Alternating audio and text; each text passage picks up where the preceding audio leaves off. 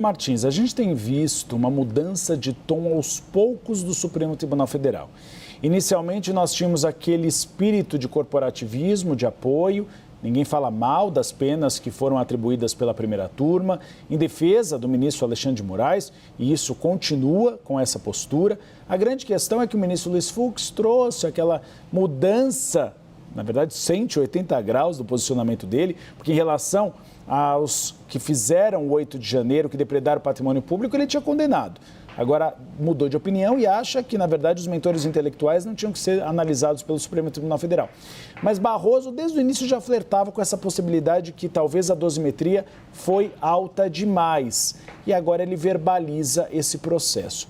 Na sua avaliação e a sua apuração, Luísa Martins, isso dá carta verde para que o Congresso Nacional discute um PL da anistia light, ou seja, um PL da dosimetria, ou ainda não? Isso não é uma sinalização forte o suficiente para esse debate no Congresso Nacional? Não, Uribe, a questão é a seguinte: a anistia ampla, geral e restrita não passa pelo crivo do Supremo Tribunal Federal. Isso é um fato. Agora, uma redução de penas, o que os ministros têm dito nos bastidores é que, de fato, é uma atribuição do Congresso Nacional.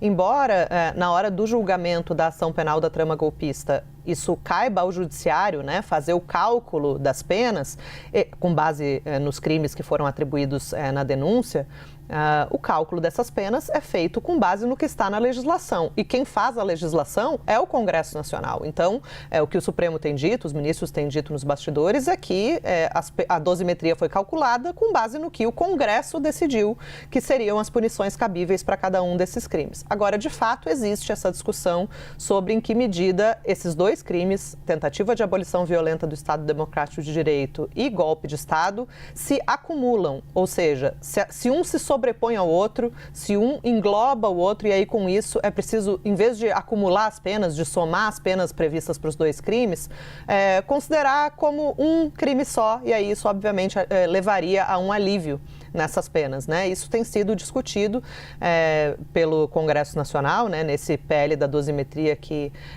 perdeu um pouco de força nos últimos dias, mas, enfim, volta e meia esse assunto vem à tona.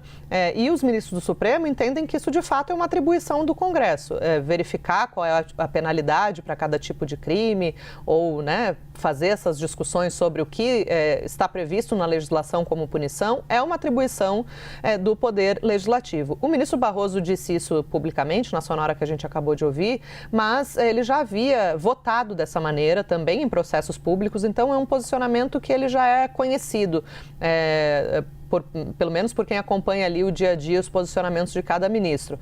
Barroso chegou a dizer em um desses julgamentos que entende que é preciso escolher um só entre os dois crimes, né, entre abolição violenta e golpe de Estado.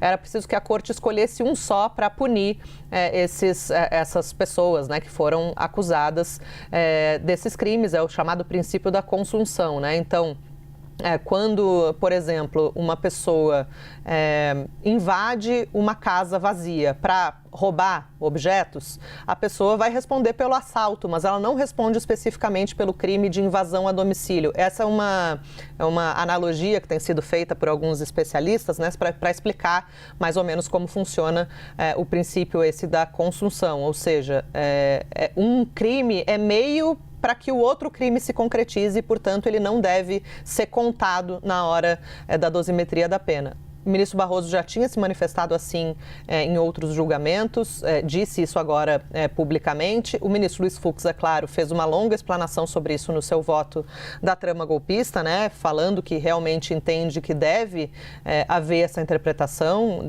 de sobreposição desses crimes de forma com que as penas não se somem, mas se sobreponham, né? E aí também a gente teve em outras declarações, Uribe, inclusive de quem é contra esse princípio, né? Quem é contra acumular os dois crimes. O ministro Flávio Dino é um dos que considera que os dois crimes devem ser analisados individualmente, que tem uma pena para um crime e tem uma pena para outro crime. Mas ele chegou a dizer, alguns dias atrás, na semana passada, que isso de fato, apesar de ele pessoalmente ser contra uma revisão das penas, isso é de fato uma atribuição do Congresso Nacional. Não é bem uma carta branca para o Congresso legislar a esse respeito, mas é uma questão de autonomia do Congresso para definir, de fato, qual é a punição cabível para cada um desses crimes.